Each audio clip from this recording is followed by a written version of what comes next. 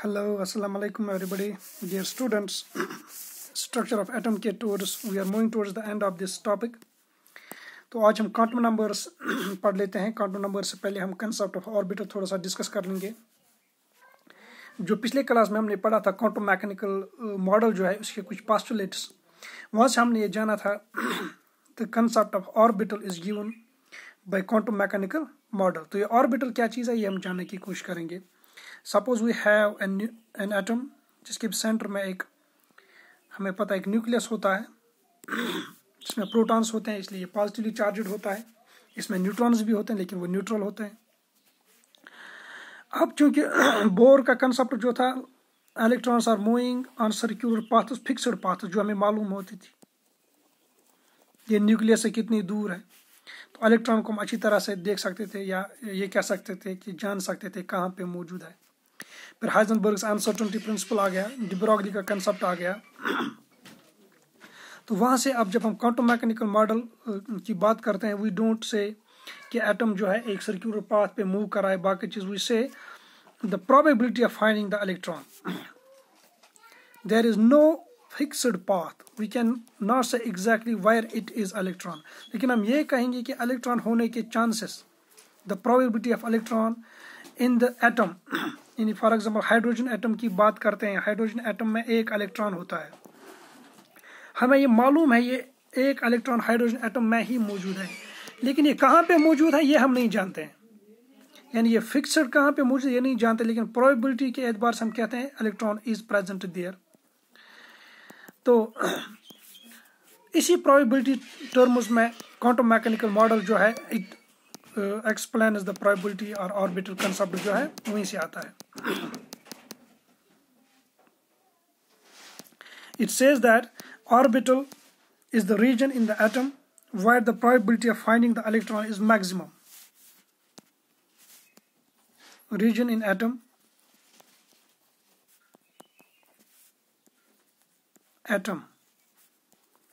where the probability of finding the electron where the probability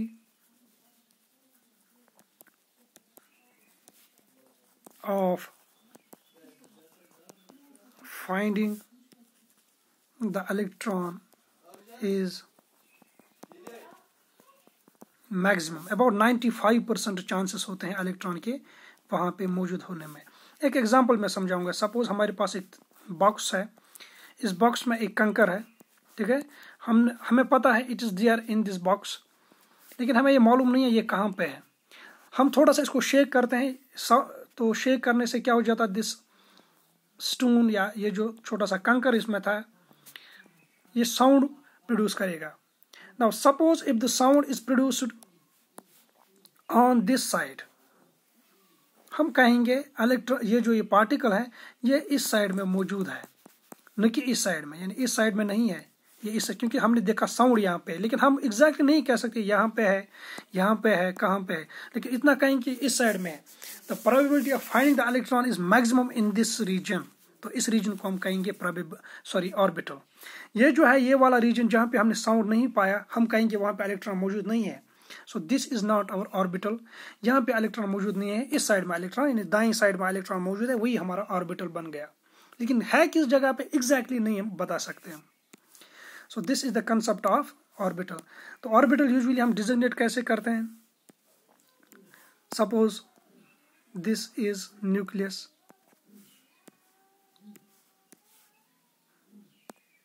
Suppose हमारे पास कोई ऐसा microscope है जो इलेक्ट्रॉन की फोटो खींच सकता है. ये डॉट्स में जो डाल रहा हूँ these are the photos of electron. You say these dots lie maximum in a particular region. कई फोटो यहाँ पे भी आ जाएगा, कई फोटो यहाँ पे भी आ जाएगा, जहाँ जहाँ पे मौजूद है वहाँ से फोटो मिलेगा हमें. अब देखिए the maximum number of dots lie in a particular region. एक डॉट यहाँ से भी आ जाता, बाहर आ जाएगा यहाँ से. जो मैक्सिमम डेंसिटी है मैं इसको सर्कल से अगर मार्क करूँगा तो the maximum density lies in this circle जो मैंने ड्रा किया है. More than 90% of the pictures are coming in this circle. इस वाले रीजन को हम कहेंगे ऑर्बिटल, इस वाले रीजन को हम कहेंगे ऑर्बिटल। लेकिन बोर ने क्या बोला था, एक सर्क्यूलर पाथ है, उसी पे इलेक्ट्रॉन है। अब ये जो हमने क्वांटम मैकेनिकल मॉडल में बनाया, it's all together different.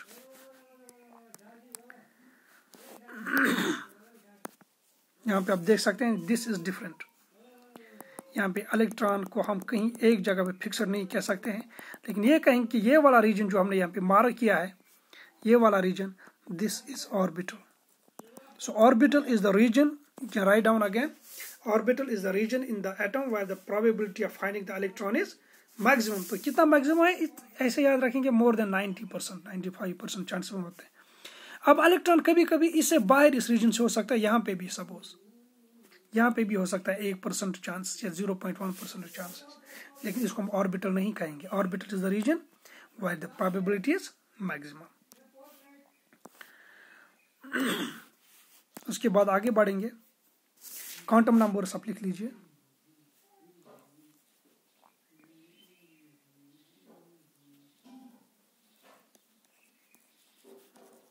Quantum numbers, तो क्वांटम नंबर्स डिस्कस करने से पहले हम आपको थोड़ा सा इसके ऑर्बिटल के बारे में या अरेंजमेंट ऑफ ऑर्बिटल्स, शेल्स, सब शेल्स वगैरह बता देते हैं कि एटम में किस तरह से हमारे पास शेल्स होते हैं, फिर ऑर्बिटल्स कैसे होते हैं, उनका अरेंजमेंट के बारे में थोड़ा सा बता देंगे। Now it is we know that कि एक एटम जो होता है, इसमें एनर्जी लेवल उसको हम यूजुअली शेल्स या ऑर्बिटल्स, जो बोर के ऑर्बिटल्स थे, शेल्स या ऑर्बिटल्स कहते हैं पहले। फिर ये ऑर्बिटल्स जो हैं, these are further made up of sublevels और सब शेल्स, सब शेल्स और सब लेवल्स। और ये सब लेवल्स जो होते हैं, these are made up of orbitals.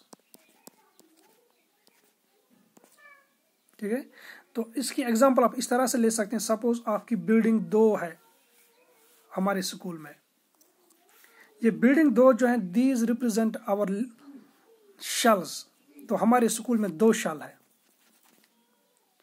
अब इस बिल्डिंग में कितने कमरे हैं, फर्क में 4 कमरे हैं, दीज रूम्स रिप्रेजेंट सब लेवल्स, सब शेल्स। तो कितने सब शेल इस बिल्डिंग में, 4। ठीक है, फिर जो आपके रूम होते हैं, रूम में आपके बेंचेस लगे होते हैं। ठीक है, इस तरह से। अब ये बेंचेस जो हैं, इन बेंचेस पे फॉर एग्जांपल इस तरह से 2 रोज ऑफ बेंच है, एक एक बेंच जो होता है, दीज रिप्रेजेंट ऑर्बिटल्स। एग्जैक्टली आप इस तरह से याद रखिएगा। इनका ऑर्गेनाइजेशन किस तरह का होता है, shell, subshell and then orbital. जितनी बिल्डिंग्स होंगी उतने शेल्स हैं। हमारे स्कूल में सपोज 2 बिल्डिंग्स है, तो कितने शेल हैं हमारे बिल्डिंग में, 2। ये एक शेल हो गया, इसको हम कहेंगे या ऑर्बिट कहेंगे, दूसरा ऑर्बिट जो बोर ने बोला था। इस तरह से आप इसको समझ लीजिए इस वक्त। फिर अब जो ये शेल है, this is made up of सब शेल्स, यानी एक बिल्डिंग के कमरे, दिस रिप्रेजेंट सब शेल्स। फिर एक कमरे में जो बेंचेस होते हैं, जिन पे स्टूडेंट्स बैठ लीजिए, स्टूडेंट्स को इलेक्ट्रॉन्स मान लीजिए, and these are sitting on benches, उन्हीं बेंच को हम ऑर्बिटल्स कहते हैं। Not orbitals but orbitals. Orbit हो गया एक बिल्डिंग, ये छोटे इसमें जो बेंचेस लगे हुए हैं, दीज आर ऑर्बिटल, जहां पर एक्चुअली इलेक्ट्रॉन मौजूद है, जिसका कंसेप्ट क्वांटम मैकेनिकल मॉडल ने दिया है in terms of probability of finding the electron. So ये जरूरी था समझने के लिए क्वांटम नंबर्स। अब हम क्वांटम नंबर स्टार्ट कर लेते हैं। कल हमने बोला था, जब हमने डिस्कस कर रहे थे क्वांटम मैकेनिकल मॉडल, हमने बोला था बोर के जो ऑर्बिटल्स थे या शेल्स थे, these were characterized by a number m that we know it is known as or called as principal quantum number। लेकिन कल हमने ये भी सीखा था, ये जो ऑर्बिटल्स होते हैं, ये हो गई ऑर्बिट की बात या शेल्स की बात। जो ऑर्बिटल्स होते हैं, these are characterized by 3 numbers।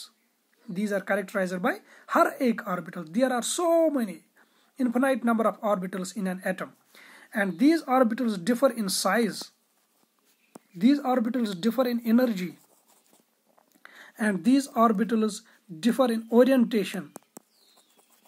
यानी बेंच की ओरिएंटेशन किस साइड होगी, इसी तरह से आप समझ लीजिए। So there are millions of orbitals in an atom, बहुत सारे इन्फिनाइट नंबर ऑफ ऑर्बिटल्स जिनको फर्क होती है, एक दूसरे से डिफरेंस होती है कहाँ पे, साइज में, एनर्जी में और ओरिएंटेशन में, यानी स्पेस में किस डायरेक्शन में ये मौजूद है। तो principal quantum number is characterised by one number that is n, लेकिन ऑर्बिटल्स को कैरेक्टराइज करने के लिए हमें 3 नंबर्स चाहिए, n principal quantum number, l azimuthal quantum number and ml magnetic quantum numbers. These 3 numbers are called as quantum numbers. This is a set of 3 numbers that is used to, or that is necessary to characterize an atomic orbital. That is necessary, जो हमें जरूरी मालूम होने चाहिए, किस लिए, to characterize an orbital. Orbital को characterise करने के लिए हमारे पास 3 नंबर्स की जरूरत होती है, and these 3 numbers are called as quantum numbers. This quantum number is like an index, like the postal address of an electron और ऑर्बिट। ये जो 3 क्वांटम नंबर्स होते हैं, फॉर एग्जांपल मैं ऐसे समझाऊंगा, आप लोलाब में रहते हैं, ठीक है, तो लोलाब में रह के, पहले आपका डिस्ट्रिक्ट जो है कुपवारा आता है, फिर लोलाब आपका तहसील आएगा, फिर आपका विलेज आएगा। These 3 pieces of information are necessary to know your exact address, ठीक है। तो जब हमें ये 3 चीज़ें मालूम होती, फिर हम बोलते हैं कि आपका नाम वगैरह इसके बाद आएगा, then we reach your home।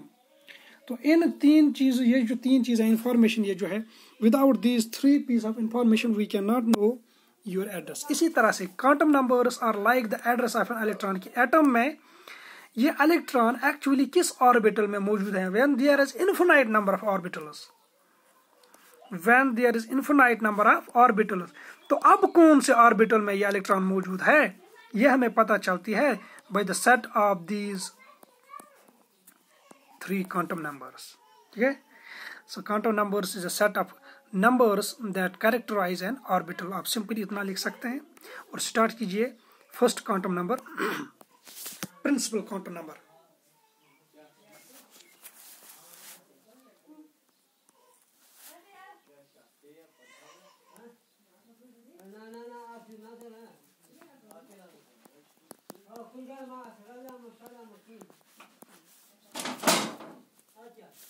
Principal quantum number. तो पहले प्रिंसिपल क्वांटम नंबर, इसकी designation, it is represented by n, small n। पहली चीज, कुछ पॉइंट्स हम लिखेंगे इसके बारे में। दूसरा पॉइंट लिख लीजिए, वैल्यूज क्या होते हैं n के। Values are always positive integers. Values range from 1 to infinity, 1 से लेके कहाँ तक, इसके वैल्यूज इन्फिनिटी होते हैं, 1 2 3 4 वगैरह वगैरह। सो 2 पॉइंट से हो गए। थर्ड पॉइंट ये लिख लीजिए आप, it determines the size and energy of orbital. n जो है ये क्या डिजिग्नेट करता है, इसे हमें क्या पता चल सकती है, साइज एंड एनर्जी। जितना n का वैल्यू बड़ा होगा उतना साइज भी ज्यादा होगा, उतना एनर्जी भी ज्यादा होगा। Number next and important point, n हमें क्या इंफॉर्मेशन, ये सारी इंफॉर्मेशन में n से पता चलती है। And one more piece of important information is that it identifies a shell. It identifies a shell, यानी इसका मतलब यह हो गया, n से हमें क्या पता चलती है कि कौन सी बिल्डिंग की बात चल रही है, यानी इलेक्ट्रॉन कौन सी बिल्डिंग में। अगर बिल्डिंग 5 8 है तो इनमें से इलेक्ट्रॉन जो है कौन से बिल्डिंग में मौजूद है। जैसे आप समझ लीजिए, आपको बताता है district, n gives you district, फिर दूसरा क्वांटम नंबर आपको बोलेगा तहसील, फिर एक और क्वांटम नंबर आपको बोलेगा विलेज, ठीक है। फिर एक और क्वांटम नंबर चौथा हम बाद में डिस्कस करेंगे, वो बाद में आया था, जो आपका नाम भी बताएगा। सो मैंने क्या लिखा, n जो है इट आइडेंटिफाइज अ शेल, ये हमें बताता है कौन से शेल में, कौन सी बिल्डिंग में मौजूद है। When n is equal to 1 we say that shell और दैट ऑर्बिट का नाम दिया जाता है k। यानी अगर इलेक्ट्रॉन जो है अगर n का वैल्यू 1 है तो दैट मीन्स वो बिल्डिंग कौन सी है k। इसी तरह से l अगर इसी तरह से m n etcetera k l m n o। ठीक है, सो क्या याद रखा आपने यहाँ पे, ये पीस ऑफ इंफॉर्मेशन भी बहुत जरूरी है क्योंकि आगे हमें इसके साथ बहुत काम है। इट आइडेंटिफाइज ए शेल, ये हमें एक शेल के बारे में बताता है कि इलेक्ट्रॉन कौन से शेल में है। If n is equal to 1 तो इस ऑर्बिट को हम कहते हैं, उस शेल को हम k कहते हैं। अगर n 2 के बराबर है तो हमें मालूम पड़ जाती है कि इलेक्ट्रॉन कौन सी बिल्डिंग में है, l वाली बिल्डिंग में। इस तरह से थर्ड m, फोर्थ n। ठीक है, these are the 3 or 4 points that we will remember about the principal quantum number।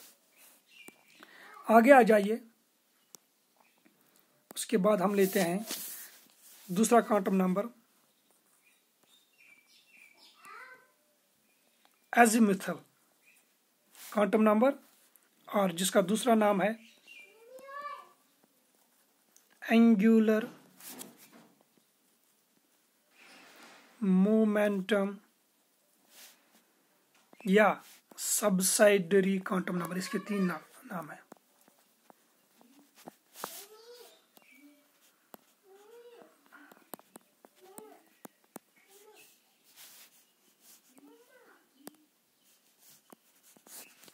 दूसरा क्वांटम नंबर हमने क्या लिया, एजीमुथल क्वांटम नंबर, या इसको दूसरा नाम है एंगुलर मोमेंटम क्वांटम नंबर, या फिर subsidiary quantum number.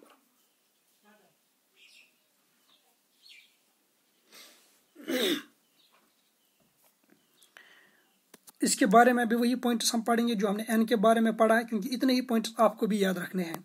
Number 1 designation, इसको हम डिजिग्नेट कैसे करते हैं। Azimuthal quantum number is designated by l। दूसरा पॉइंट वैल्यूज, इसके वैल्यूज क्या है। याद रखिए इसके अपने वैल्यूज नहीं होते हैं, its values are you write down determined by n। n determine करता है कि l के कितने वैल्यूज होते हैं। ये ऐसी बात है, एक बिल्डिंग में कितने कमरे होंगे ये बिल्डिंग के साइज पे ही डिपेंड करेगा। बिल्डिंग छोटी होगी, बिल्डिंग इज द शेल और ऑर्बिट, उसमें कितने कमरे होंगे वो उस बिल्डिंग पे डिपेंड करेगा। यानी अगर बिल्डिंग बड़ी होगी तो कमरे भी बहुत ज्यादा आएंगे, बिल्डिंग छोटी होगी तो कमरे भी कम आएंगे। तो इसी तरह से यहाँ पे भी l का जो वैल्यू होता है इसका हम कोई अपना वैल्यू नहीं होता है, its values are actually determined by n। यानी पहले हमें n मालूम होना चाहिए फिर हम l के वैल्यूज निकाल सकते हैं, अदरवाइज नॉट। 2 important points. फिर वैल्यूज लिखिए, इसके क्या क्या हो सकते हैं। Values range from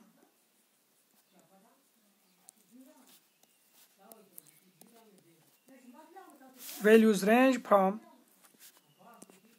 0 to n-1। ये लिख लीजिए कितने वैल्यूज होते हैं 0 से लेके n का वैल्यू 0 नहीं होता था, n स्टार्ट्स फ्रॉम 1, इसके सिर्फ पॉजिटिव वैल्यूज होते थे।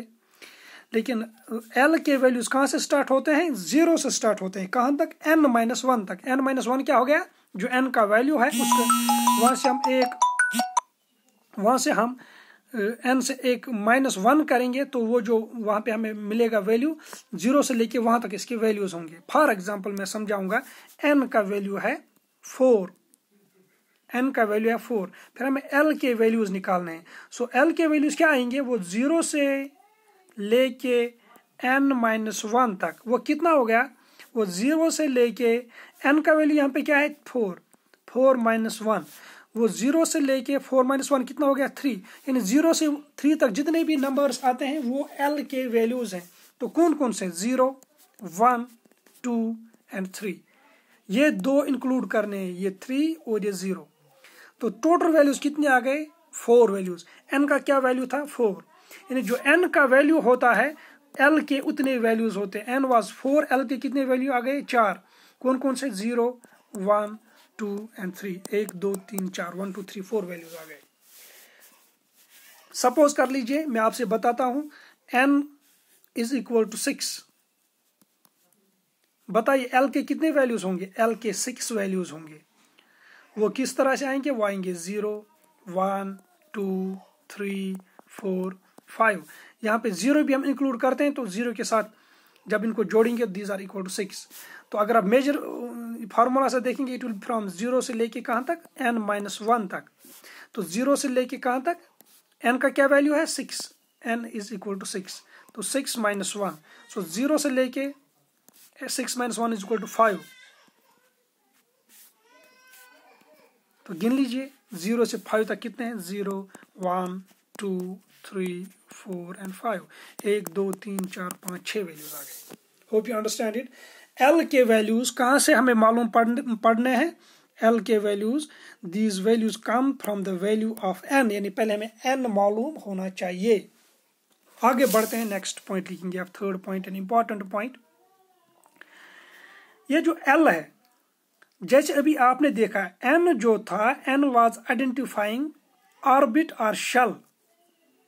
ये जो एल है it identifies you write down sub level और सब शेल, यानी जो कमरों की बात चल रही थी, बिल्डिंग जो है वो शेल है, उसको एन से डिनोट, एन इसको रिप्रेजेंट करता है, यानी एन से हमें पता चलती है कौन सी बिल्डिंग है।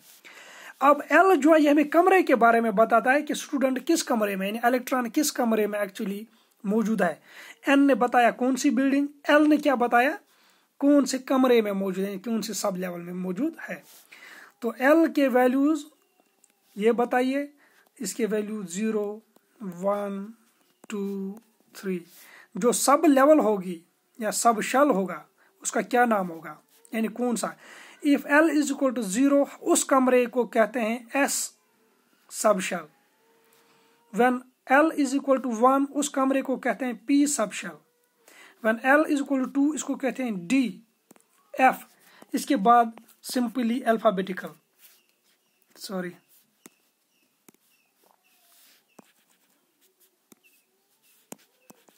ये यहाँ पे 5।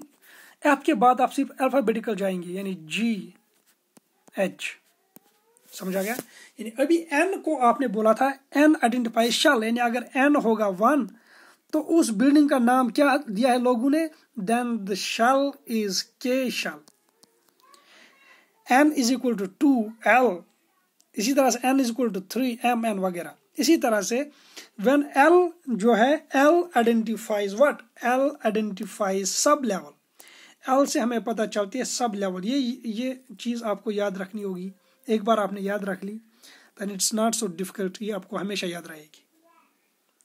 When L is equal to 1, ये कौन सा कमरा होगा? तो एस कमरे में आप जाएंगे, यानी बिल्डिंग के अंदर जितने कमरे हैं उन कमरों के अलग अलग नाम रखे हैं।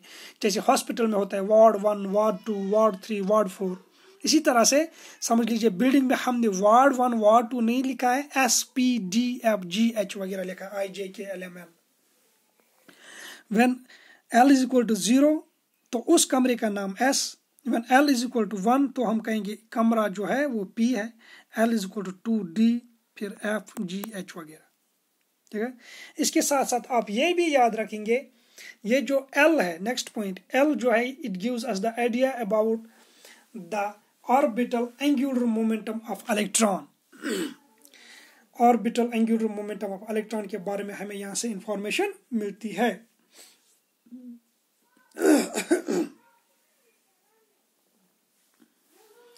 ऑर्बिटल एंगुलर मोमेंटम के बारे में हमें नेक्स्ट पॉइंट आप लिखेंगे, fourth point, its value can be used to determine the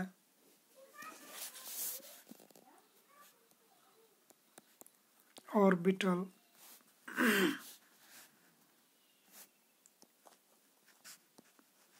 angular momentum। Orbital angular momentum अगर हम इसको L से डिनोट करेंगे, it is equal to L into L plus 1 H divided by 2 pi। किस चीज के बराबर है? L into L plus 1 multiplied by H, H is Planck's constant divided by twice pi। यहाँ से हम L के वैल्यूज सॉरी इस एंगुलर मोमेंटम के, ऑर्बिटल एंगुलर मोमेंटम कभी कभी पूछा जाता है। आपको वैल्यू एल का दिया गया होता है, अगर for example l is equal to 0, when L is equal to 0 तो इलेक्ट्रॉन किस, when L is equal to 0 तो इलेक्ट्रॉन जो होगा it will be present in s subshell. तो दीजिए 0 value, it will be equal to 0, 0 plus 1, जब 0 से किसी चीज़ को मल्टीप्लाई करेंगे 0, तो ऑर्बिटल एंगुलर मोमेंटम में कितना आएगा 0 बोर मैग्नेटॉन, इसका यूनिट जो है BM बोर मैग्नेटॉन। तो जब एस सब शेल में इलेक्ट्रॉन होता है इसका ऑर्बिटल एंगुलर मोमेंटम क्या निकलता है 0। ये कभी कभी पूछा जाएगा। इसके बाद जितने भी ऑर्बिटल्स आएंगे उनमें ऑर्बिटल एंगुलर मोमेंटम 0 नहीं होगा, वो आप याद रखेंगे। These are the 2 quantum numbers. उसके बाद आगे चल के हम 3rd and 4th जो है स्पिन क्वांटम नंबर वगैरह भी नेक्स्ट क्लास में लेते हैं, लेकिन उससे पहले एक एक्सरसाइज हम यहाँ पे करेंगे जो अभी तक हमने पढ़ा है। एक एग्जाम्पल आप लिखेंगे as homework.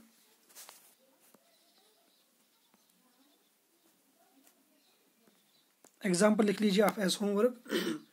How many subshells are in a shell with principal quantum number 7? How many subshells are there in a shell? In a shell, कौन से shell? With n is equal to 7.